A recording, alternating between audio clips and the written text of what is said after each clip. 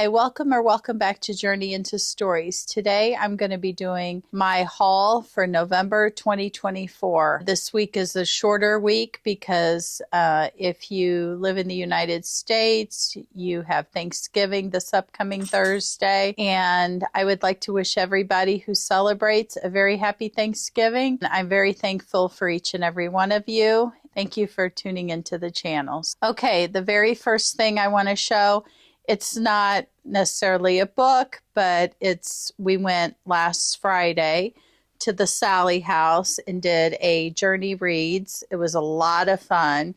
If you haven't seen the video, go ahead and click on it if you want. And I picked this up at the gift shop. It said, "I Survived Sally's House, Atchison, Kansas." Sometimes I like picking things up places I go. I also got a postcard that was like 50 cents and a sticker that I'll put in a planner at some point. The very first book that I picked this month, and I know nothing about it, I went to Half Price Books and it just looked really good to me. It's called The Woman in the Library, and I think it's in every person's story, there is something to hide. The ornate reading room at the Boston Public Library is quiet until the tranquility is shattered by a woman's terrified scream. Security guards take charge immediately, instructing everyone inside to stay put until the threat is identified and contained. While they wait for the all clear, four strangers who'd happened to sit at the same table, pass the time in conversation and friendships, are struck. Each has his or her own reasons for being in the reading room that morning. It just happens that one is a murderer. And I love books like this, so I thought I would give it a try. Sulari Gentill. I was really excited to pick this book up at Half Price Books, and I think it was like only $5. It was very, very reasonable. The next book I chose at Half Price Books is Stephen King. It's called Holly. And this is when Penny Doll calls the Finders Keepers Detective Agency hoping for help locating her missing daughter, Bonnie. Holly is reluctant to accept the case. Her partner, Pete, has COVID. Her very complicated mother has just passed away, and Holly is meant to be on leave, but something in Penny's desperate voice makes it impossible to turn her down. So it says, chilling, satisfying, and ghastly. A thriller scary enough to test its readers' mental and toughen them up frightening. If you've watched any videos on this channel, you will know that Stephen King is a favorite author of mine. So I don't know how far, I don't remember where I got in the Finders Keepers, I believe trilogy, but I'll have to remind myself. So then if I have to, I'll go back and reread it before I guess I read Holly. But I thought this would be great to add to my collection. This book, and I love cruise ships. Our family loves to go on cruises, and it's called Blood Cruise by Matt Strandberg, a must-read for fans of Stephen King. That's what got me. And on the Baltic Sea, no one can hear you scream. Welcome aboard the Baltic Charisma. Tonight, 1,200 expectant passengers have joined the booze cruise between Sweden and Finland. The creaking old ship travels the same route back and forth every day of the year, but this trip is going to be different. In the middle of the night, the ferry is cut off from the outside world. There is nowhere to escape. There is no way to contact the mainland, and no one knows who to trust. And I just was doing a little deep dive on books, horror books, and this one popped up, and of course I had to add it. It's something that I'm really excited to read.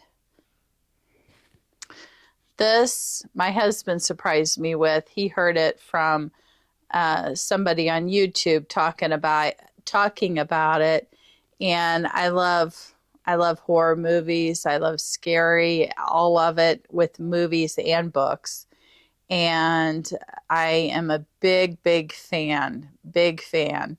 And not just because of the new third movie, but I'm a big fan of Art the Clown. And this is the official movie novelization by Tim Wagner, Damien Leone's Terrifier 2. I'm not going to read anything on the back in case people don't know what happened with Terrifier 2 or Terrifier 1. I love Art the Clown.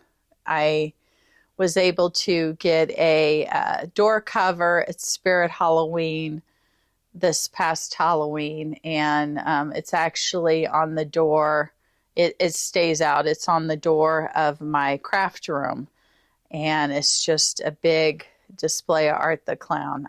I'm a big fan. Another thing I chose that was not a book per se, but something to kind of help me with remembering certain facts and things. So I picked up a reading journal, and I've never had one, and I thought I would try this one out. It's Clever Fox, 5.8 by 8.3, and I thought this might help me keep detailed notes on books you read, record your thoughts and favorite quotes, analyze and rank each book you've finished. That I would like.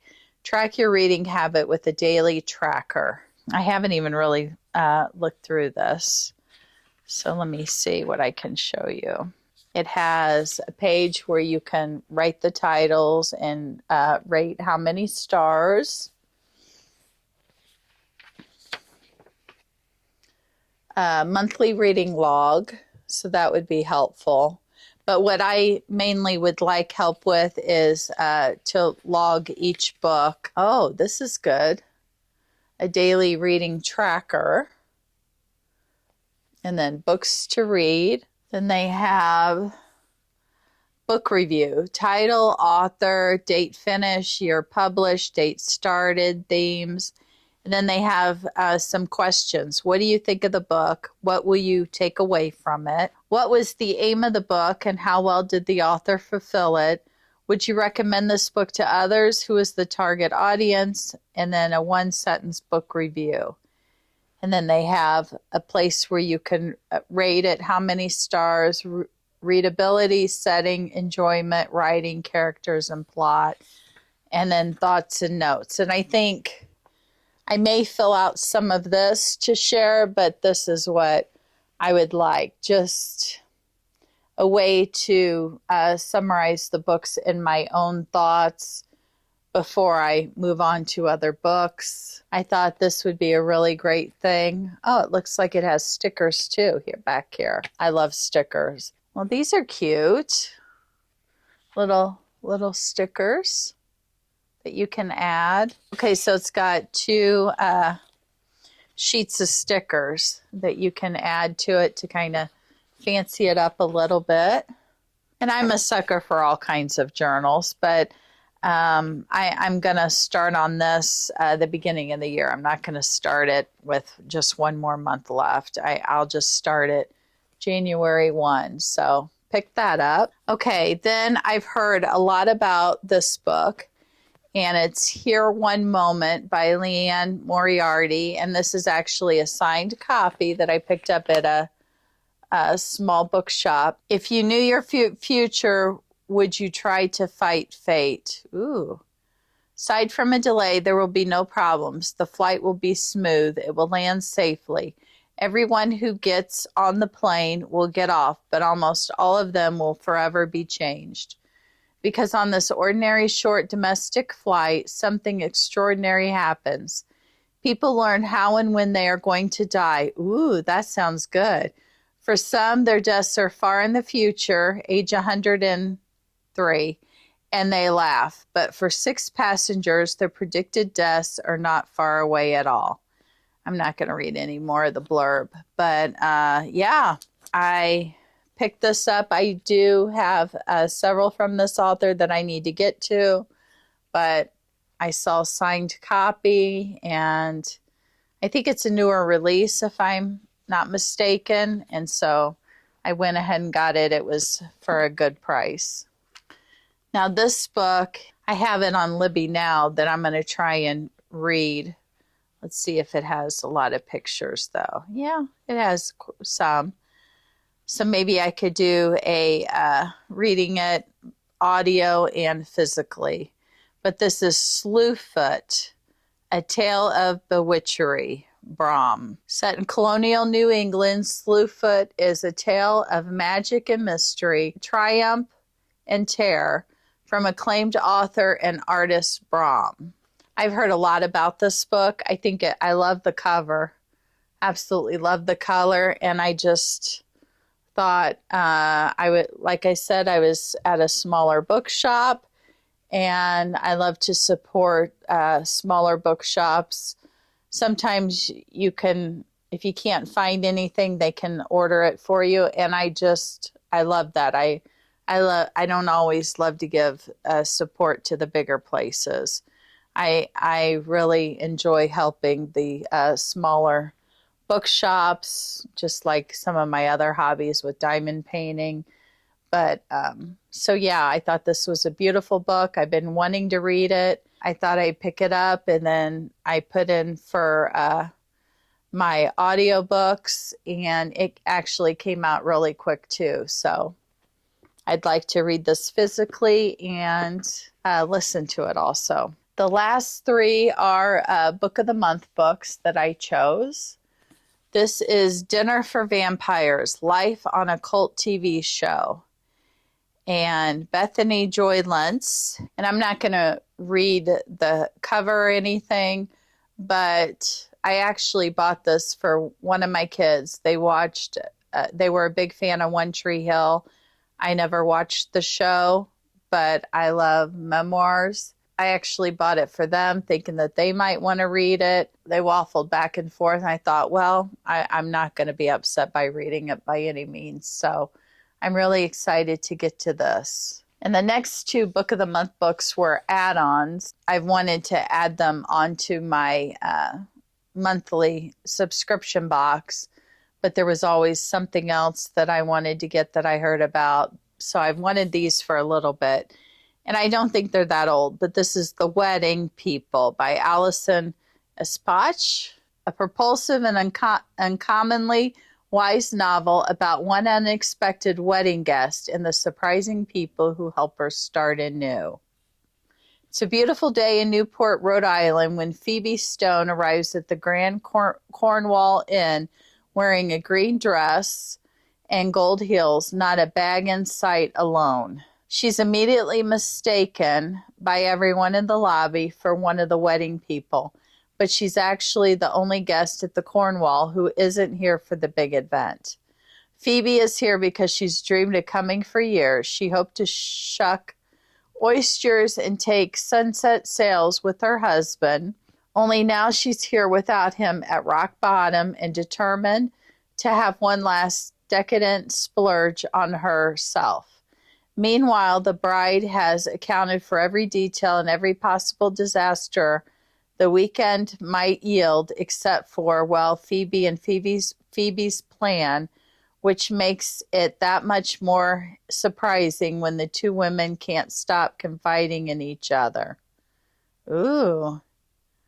So, and when I heard a lot of people talking about this book, I didn't know anything about it, but doesn't that sound really good? I think so. So pick that up. And the last book I chose is The God of the Woods by Liz Moore. And this, I think Long Bright River, I think this author wrote, which I enjoyed very much. So this is when a teenager vanishes from her summer camp, two worlds collide. And I heard that this was like book of the year on one of the morning shows. I can't remember what, but everything I've heard about this book has been nothing but rave reviews. So early morning, August 1975, a camp counselor discovers an empty bunk. Its occupant, Barbara Van Laer, has gone missing. Barbara isn't just any 13-year-old. She's the daughter of the family that owns the summer camp and employs most of the region's residents. And this isn't the first time a Van Laer child has disappeared. Barbara's older brother vanished 14 years ago, never to be found. Uso's siblings both have vanished. All right, that's all I'm going to read. I don't want to read anymore. But this sounds really good. The God of the Woods. And this is a chunker.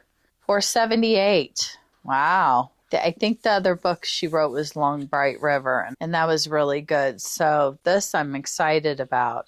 And how could you not love a book that starts in the 70s? That is the haul for November. I wanted to hurry and get this video filmed and out to you guys because I know this is going to be a crazy week with the holiday. Take care of you, take care of each other, and I hope you're reading something fantastic. And until the next video, bye guys. Have a great day.